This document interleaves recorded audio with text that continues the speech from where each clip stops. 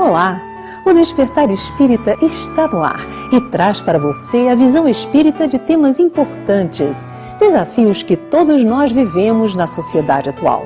São reflexões, dicas e sugestões de especialistas e pesquisadores para tornar sua vida mais saudável e mais feliz. Você já ouviu falar em mediunidade? Como ela surge? Como sabemos que uma pessoa é médium? Olá! Estamos iniciando mais um Despertar Espírita, o seu momento de paz. Dentre as provas da sobrevivência da alma após a morte do corpo físico, a mais poderosa é a aparição do espírito desencarnado. A ação dos espíritos sobre a matéria é possível, e Allan Kardec, o codificador da doutrina espírita, estudou esse tema principalmente no Livro dos Médiuns. Essas manifestações físicas podem dar-se como ruídos, movimentos, deslocamentos de objetos. Como os espíritos procedem para mover esses objetos?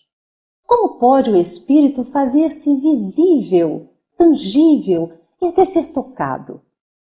Para tratar deste tema tão interessante, encontra-se aqui o Dr. Paulo César Frutuoso. Ele é médico, estudioso do espiritismo e pesquisador dos fenômenos de efeitos físicos.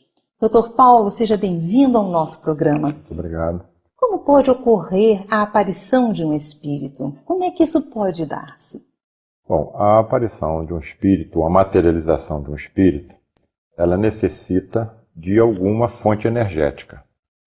E a fonte energética é a presença de um médium, dito médiuns de efeitos físicos, que talvez sejam o tipo de mediunidade mais rara que nós conhecemos, e que são indivíduos que rapidamente entram em transe sob determinadas condições. E nesse transe, eles começam a expelir pelos orifícios naturais do corpo, principalmente boca, nariz e ouvido, um fluido energético batizado por Charles Richer como ectoplasma, e é através desse fluido energético que a entidade, se revestindo no seu perispírito, se torna tangível e visível no nosso meio vibratório. Os fenômenos físicos, eles se apresentam de formas variadas. Às vezes há deslocamento de objetos, os objetos somem de um lugar e aparecem em outro. Outras vezes se dá pela aparição do próprio espírito. Sempre ocorreram fenômenos desse tipo na história da humanidade ou só mais recentemente que eles vêm acontecendo? Pelas citações bíblicas, esses fenômenos sempre acompanharam o desenvolvimento da humanidade. Com Moisés, eles ocorreram. A sarça ardente, a voz direta, a conformação dos 10 mandamentos moldados em pedra através de energia. Com o próprio Jesus, que foi o maior médium já vindo ao planeta Terra, eles eram extremamente comuns. Vocês vejam, por exemplo, o domínio da natureza, em que os evangelistas são muito claros. Quem é esse homem que até o mar e o vento lhe obedecem? Os fenômenos físicos da própria materialização do Mestre no terceiro dia após a sua crucificação, e com detalhes muito semelhantes ao que nós estamos acompanhando há 30 anos de observações e experiências. Madalena, não me toques, porque eu ainda não estou pronto para o Pai. Durante as nossas reuniões, nós temos orientação precisa de não tocar nas entidades materializadas. Porque nós, por mais cuidado que nós temos com nossos corpos, nós levamos impurezas para essas reuniões. E quando tocamos no espírito materializado, e ele se desmaterializa, esse ectoplasma contaminado com nossos fluidos pode contaminar e trazer prejuízos físicos ao médium. Então o médium que está doando aquele ectoplasma, ele não perde aquela substância retorna para ele? Exatamente. Algumas pesquisas que feitas permitiu a observação de que após a reunião havia inclusive perda de massa física do médium e dos presentes, daqueles que colaboram durante a sessão como uma equipe mediúnica de apoio ao médium de efeitos físicos. Então, alguma perda desse ectoplasma há? Alguma perda há, mas eu não falaria perda, eu falaria em transformação.